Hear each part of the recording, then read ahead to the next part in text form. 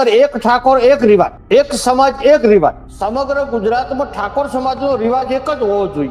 એના માટે ખાસ ઝુંબેશ છે. બીજું આપણે વાત કરી દારૂબંધી, તો દારૂબંધી એટલે કાગળ ઉપર ગુજરાતમાં ચાલી જશે. કાગળ ઉપર તમે ગમે તે બુટલેગરને ફોન કરો તો હોમ ડિલિવરી બાટલો તમારે ઘેર આવી જાય. આ ઇંગ્લિશ દારૂની વાત જી. દેશી દારૂ તો ગામડે ગામડે લોકો બાવળી એમ કાપીને 10 રૂપિયાની થેલીઓ ભરીને વેચે છે. કાયદાની આડ અસર તમને બતાવું કે કોઈ બેન દીકરીને 2 બાળકો હોય કે 3 બાળકો હોય અને એ બાળકોને મૂકી અને બીજા પુરુષ સાથે મૈત્રી કરાર કરીને રહેવા જાય, એ સમાજમાં યોગ્ય છે ખરું? તમામ આગેવાનોને એટલા માટે બોલાયા છે કે એ બંધારણની શરૂઆત એમના ઘેરથી પોતે જ કરે. ગુજરાતની અંદર મૈત્રી કરાર અને પ્રેમ લગ્નના કાયદામાં સુધારો થવો જોઈએ. પણ દીકરીને પાળી પોષીને મોટી કરી હોય, એને ભણાવી હોય, તેને નોકરી અપાવી હોય, જિંદગી પાળી હોય, એ જ દીકરી કોર્ટમાં કે પોલીસ સ્ટેશનમાં એવું કહે કે હું મારા બા બાપાને ઓળખતી નથી, મારે મારા પ્રેમી સાથે જવું છે, કેટલું યુગ છે. લોકો પ્રેમ લગ્ન કરે છે નવગણજી ઠાકોર સાહેબ, એ લોકોનું કેવું એવું હોય છે કે પ્રેમનો વિરોધ શેના માટે? કારણ કે તો રાધા કૃષ્ણનો પ્રેમ પવિત્ર પ્રેમ છે, આવી તર્કો આપે છે એ લોકો.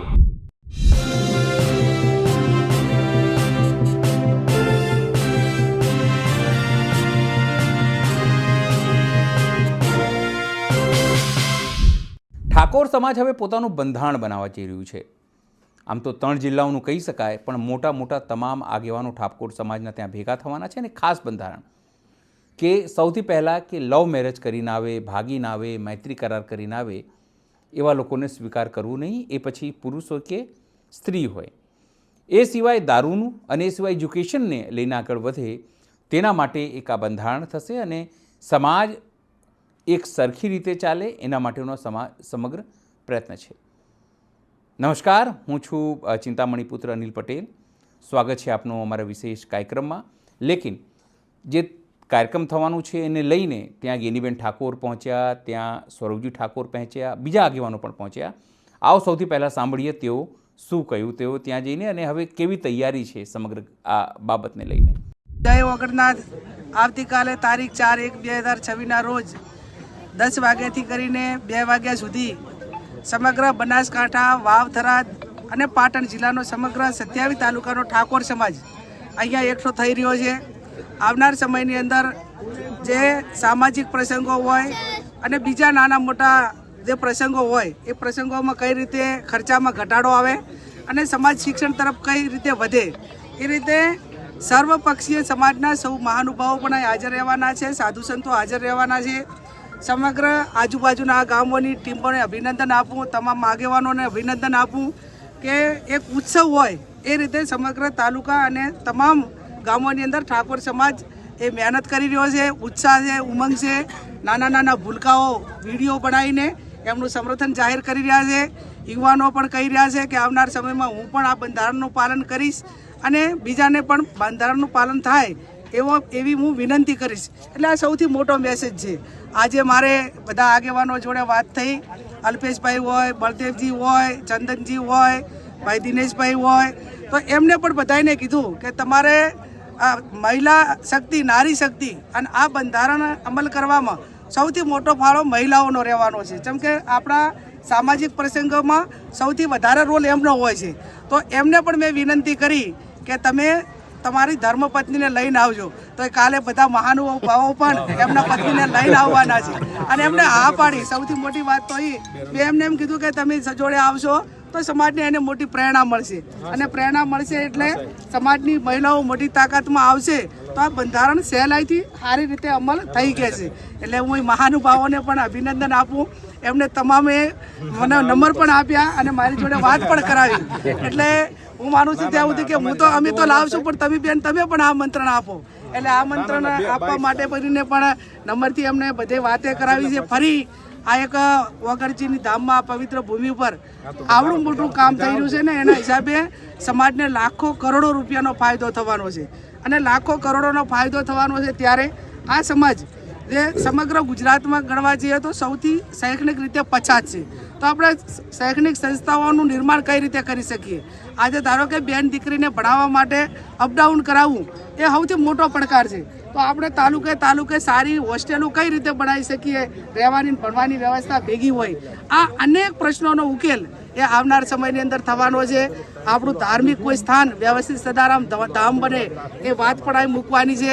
અને હવે પછી આવતા એક વર્ષમાં ઠાકોર સમાજ શું કામ કરશે એનો એજન્ડા પણ આ સંમેલનની અંદર નક્કી કરવાના છે. ઠાકોર સમાજનું એક ઉજ્જવળ ભવિષ્ય અને એક બંધારણ માટે આવતીકાલે કે તારીખ 4/1/2026 રોજ સવારે 10 કલાકે એક સમાજના બંધારણ માટે ખૂબ જે આ 3 જિલ્લા વાવ, થરાદ, બનાસકાંઠા અને પાટણ જિલ્લો, આ 3 જિલ્લાનું એક સમાજ માટે, એક સમાજના સુધારા માટે ખૂબ જ મોટી સંખ્યામાં લોકો આવીને એક સમાજના સુધારણા માટે કાર્ય કરી રહ્યા છે.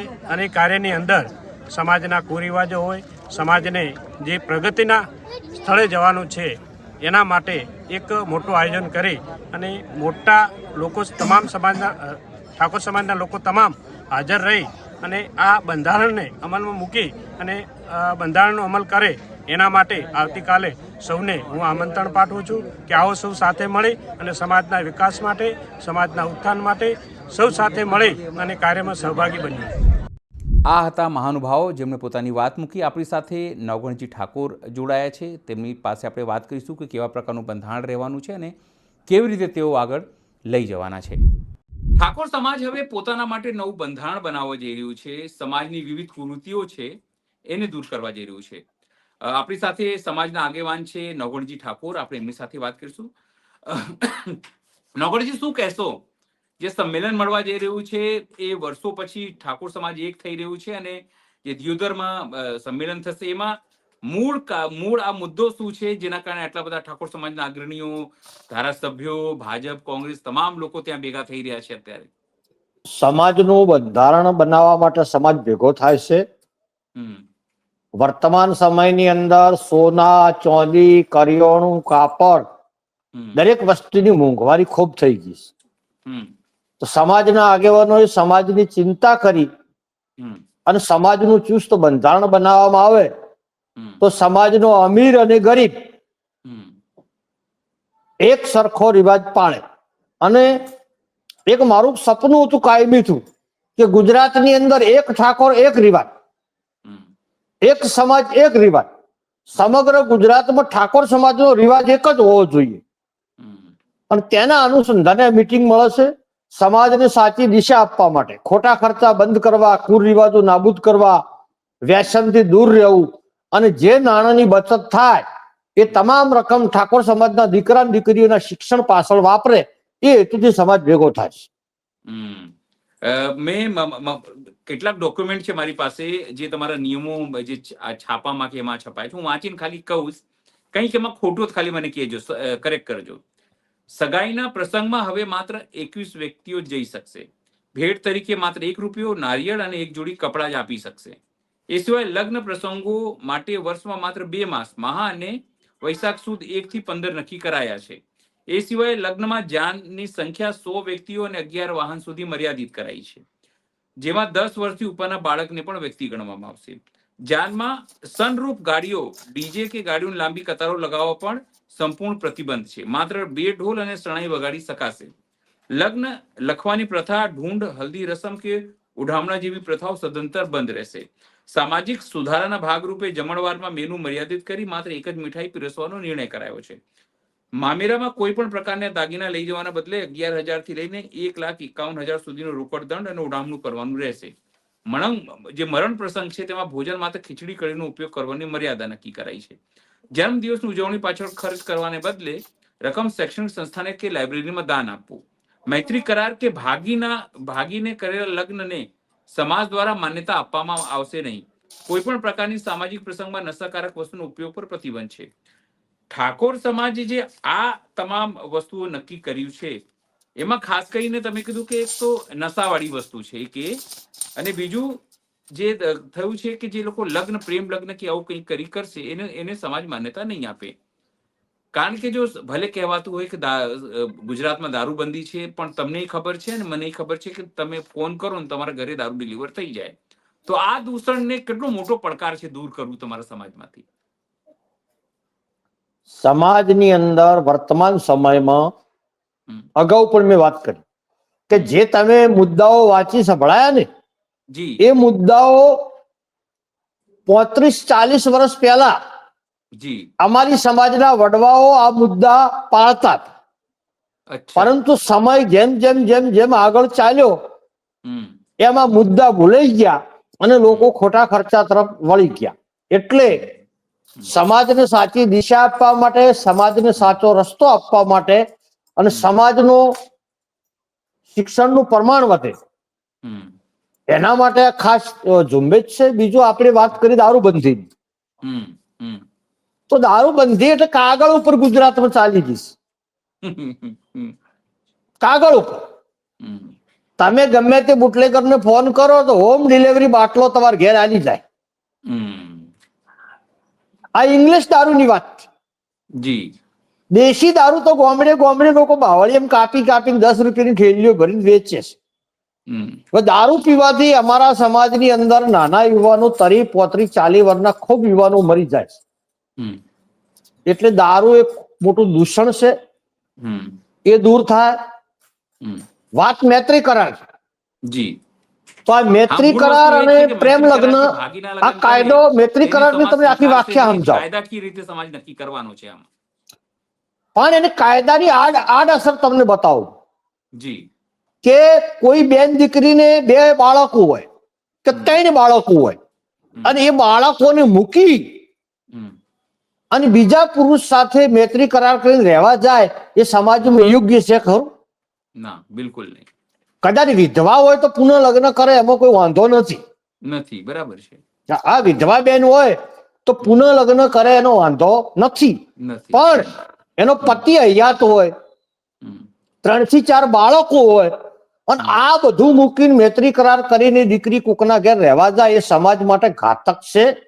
એ બાળકોનું પણ ભવિષ્ય બગડે, સમાજમાં એક ખોટો ચીલો પડે.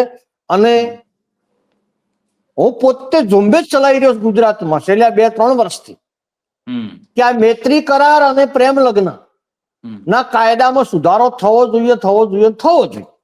હમ આ અંગ્રેજો વખતનો કાયદો કોતે ખરો છો, બરાબર? એટલે જેમ જેમ ભારત દેશનું બંધારણ વર્ષો બદલાતું નથી, હમ સુધારા થાય છે ને, તો સમાજમાં પણ સુધારા થવા જોઈએ. રીતિ રિવાજ, નીતિ નિયમ, હાલ આધુનિક યુગ છે, ટેકનોલોજીનો જમાનો છે, તો નવા જમાના માટે સમાજ હમ શિક્ષણ અપનાવે. હમ હમ શિક્ષણ એ મોટામાં મોટો હથિયાર છે જીવન જીવવાનું. 100% વાત છે, 100%. એટલે અને અમે હું પોતે ગુજરાતમાં સૌથી પહેલા પહેલ કરી છે મેં સદારામ સેવા સમિતિ ગુજરાત દ્વારા કે પાટણમાં ભવ્ય દીકરીઓ માટે લાઇબ્રેરી, ભવ્ય હોસ્ટેલ, એની અંદર ફક્ત દીકરીઓ જ છે. અંદર હાલ 100 ને લગભગ 150 ઉપરાંત દીકરીઓ છે અમારી સંસ્થાની અંદર. એ તમામ દીકરીઓ લાઇબ્રેરીમાં વાંચે છે, હોસ્ટેલમાં રહે છે, આગામી પોલીસ ભરતીની તૈયારી કરે છે. એટલે સમાજનું શિક્ષણ અપનાવે તો સમાજનો વિકાસ થવાનો છે.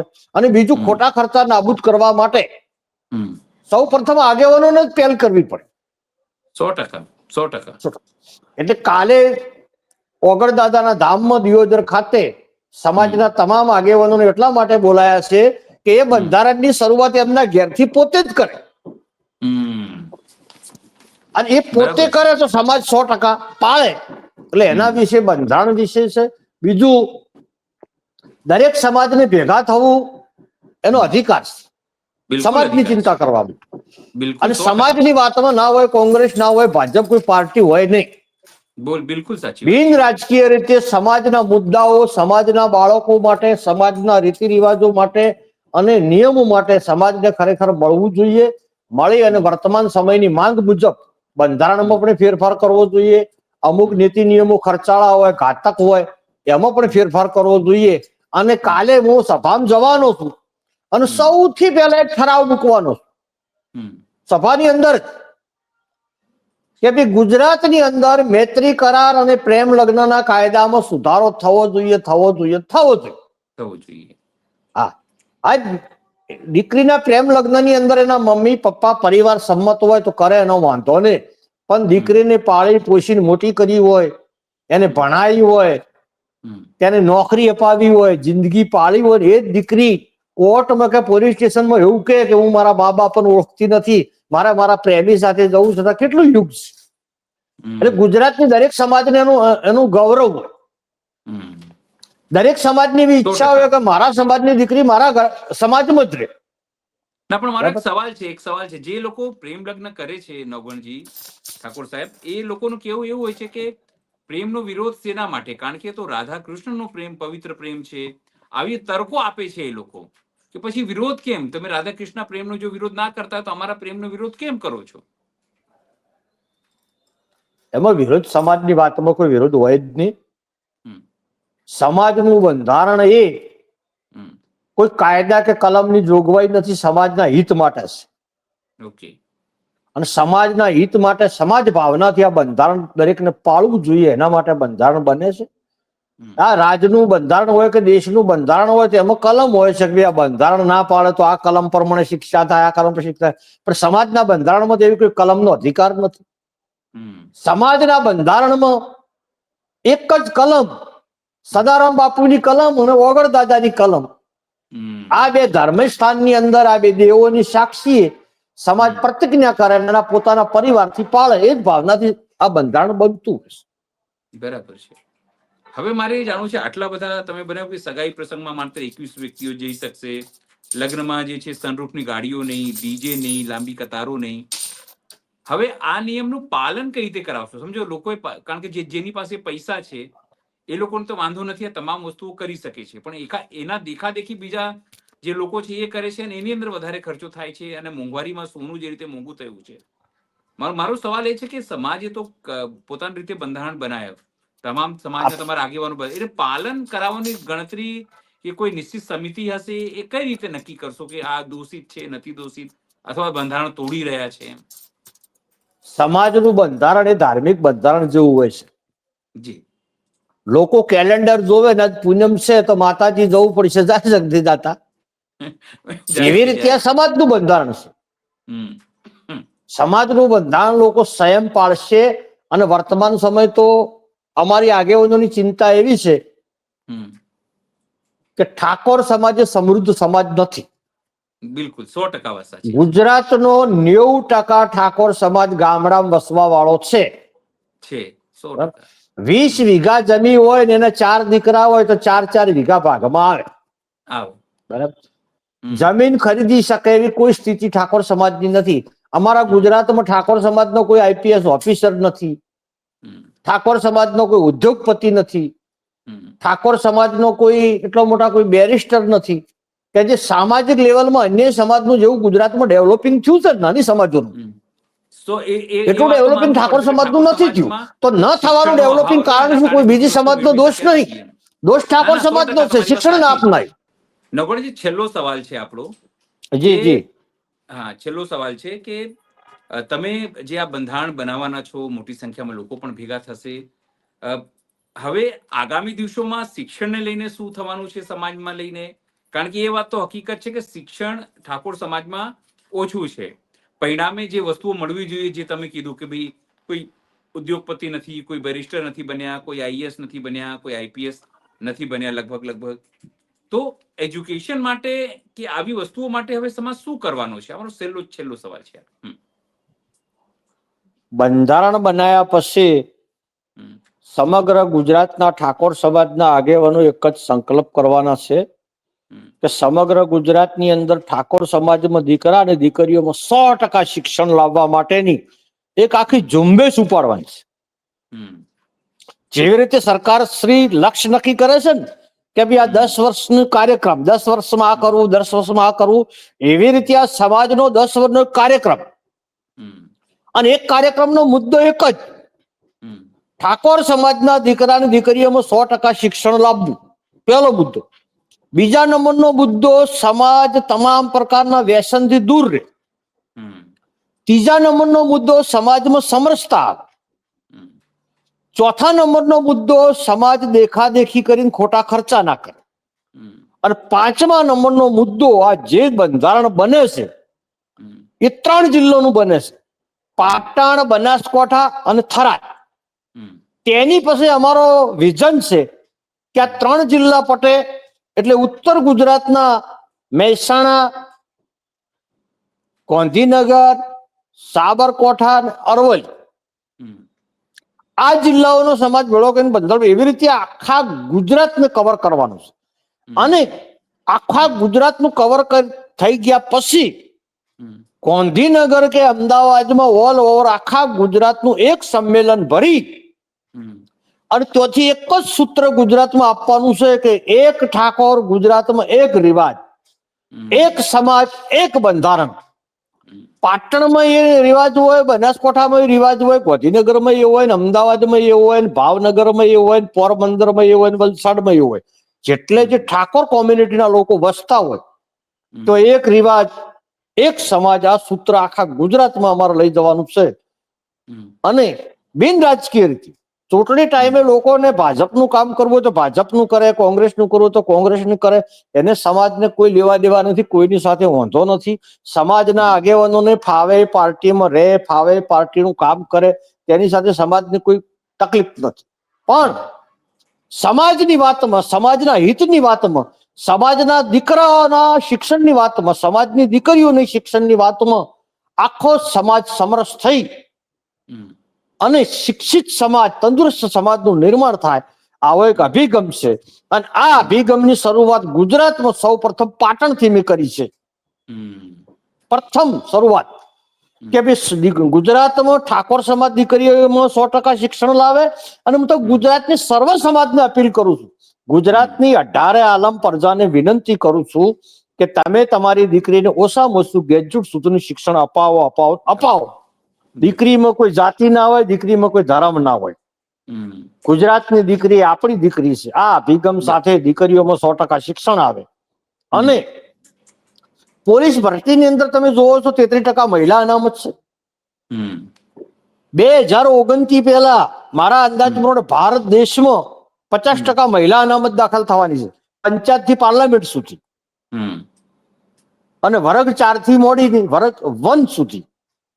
એટલે હવે દીકરીઓમાં શિક્ષણની જરૂર છે. એટલે સૌ પ્રથમ હું ઠાકોરનો દીકરો છું, ઠાકોર સમાજમાં મેં જન્મ લીધો છે. પ્રથમ મારી ફરજ છે મારા ઠાકોર સમાજનું કામ કરવાની. એટલે સમગ્ર ગુજરાતના ઠાકોર સમાજને આપણી ટીવી ચેનલના માધ્યમથી એક પાઘડી ઉતારીને વિનંતી કરું છું, એક ભિક્ષા માંગુ છું કે તમે મને ભિક્ષામાં એક જ વચન આપો કે તમે તમારી દીકરીને ઓછામાં ઓછું ગ્રેજ્યુએશન સુધીનું શિક્ષણ અપાવજો. સાથે સાથે ગુજરાતની 18 આલમ સર્વ સમાજને પણ વિનંતી કરું છું કે તમે તમારી દીકરીને 100% ગ્રેજ્યુએટ સુધી ભણાવજો. અને વિશેષમાં અમારી સદારામ સેવા સમિતિ એક વિઝન ચલાવી રહી છે કે ગુજરાતની અંદર ઠાકોર સમાજની કોઈ પણ દીકરીને વિદેશ અભ્યાસ કરવા જવો હોય અને તેના મા બાપની આર્થિક સ્થિતિ સારી ના હોય તો તેના માટે સદારામ સેવા સમિતિની હંમેશના માટે તિજોરી ખુલ્લી છે. કોઈ ઠાકોરની દીકરીને ચિંતા કરવાની જરૂર નથી. તેને ભણવું છે તો તેના સપના પૂરા કરવા માટે અમે તૈયાર બેઠા છે. બિલકુલ. અમે MBBS ના સ્ટુડન્ટ હોય, એન્જિનિયરિંગ ના સ્ટુડન્ટ હોય, 11-12 સાયન્સમાં જે દીકરી બાયોલોજી વિષય સાથે ભણતી હોય એવી તમામ દીકરીઓને હું અપીલ કરું છું કે તમારે તમારા મા બાપ જોડે આર્થિક સગવડતા ન હોય તો પૈસા માટે તમે તમારું શિક્ષણ અધૂરું મુકાવતા નહીં. તમારા માટે ગુજરાતમાં સદારામ સેવા સમિતિ પરમ પૂજ્ય સદારામ બાપુના આશીર્વાદથી તિજોરી ખુલ્લી મૂકીને બેઠી છે દીકરીઓ માટે. આપણી ચેનલનો પણ ખૂબ ખૂબ આભાર માનું છું કે તમે મારા વિચારો રજૂ કરવાની, સમગ્ર ગુજરાતની પ્રજા સમક્ષ વિચારો રજૂ કરવાની તક આપી તે બદલ આપનો ખૂબ ખૂબ આભાર. ફરીવાર ટાઈમ મળશે તો 100% આપણી ચેનલની મુલાકાત પણ હું લઈશ. ના ના, બિલકુલ બિલકુલ. તમે આવજો અમદાવાદ, મળજો અમને. અને તમારી જે ભાવના છે, તમારી જે સંસ્થા કામ કરી રહી છે એની પણ ખૂબ ખૂબ શુભકામનાઓ. અને કાલે જે બંધારણ બનવાનું છે અને સમાજ પાડે તો જ અગ્રેસર થાય તેવી અમારી પણ શુભકામનાઓ છે. સરસ રીતે ઠાકોર સમાજ પ્રગતિ કરે, જે ખામીઓ છે, કુરીતિઓ છે એ દૂર થાય, એના માટે અમે અંદરથી માનીએ છીએ કે એ તમામ વસ્તુ થવી જોઈએ. આભાર નવગણજી, આપ જોડાયા અમારી સાથે. અને આભાર. આપનો પણ આભાર વ્યક્ત કરું છું ખૂબ ખૂબ. તમારા ઋણી છીએ અમે. અમારા વિચારો ગુજરાતની હર પ્રજા સુધી રજૂ કરવાની એક તક આપી તે બદલ તમારી ચેનલનો સમગ્ર સ્ટાફનો હું દિલથી આભાર વ્યક્ત કરું છું અને સદારામ બાપુને પ્રાર્થના કરું છું કે તમારી ચેનલના માધ્યમથી અને ચેનલના પ્રસારણને ચેનલની કામગીરીને સમગ્ર ગુજરાતની પ્રજા સુધી ભગવાન લઈ જાય એવી મારી પ્રાર્થના. સૌને જય જય. ધન્યવાદ. ગુજરાત. ધન્યવાદ. આપે પ્રાર્થના આપી. ધન્યવાદ. ધન્યવાદ સર. ધન્યવાદ. ઠાકોર સમાજના બંધારણને આપ કેવી રીતે જુઓ છો? કોમેન્ટ બોક્સમાં કોમેન્ટ કરજો. એ સિવાય અમારી વેબસાઇટ છે www.gujaratplus.in. ત્યાં જઈને પણ વધુ સમાચારો જોઈ શકો છો. અને અમારી બીજી ચેનલ પણ છે ગુજરાત પ્લસ, એના સમાચાર પણ તમે જોઈ શકો છો. બંનેના સમાચારો એ પેજ ઉપર તમને મળશે. એ સિવાય નવા અપડેટ, નવા ન્યૂઝથી વાકેફ થવા માટે અમારા પેજનું જે તમે છે એ જરૂરથી પેજ ઉપર જઈને સમાચાર જોઈ શકો છો. અત્યાર માટે બસ આટલું જ. નમસ્કાર.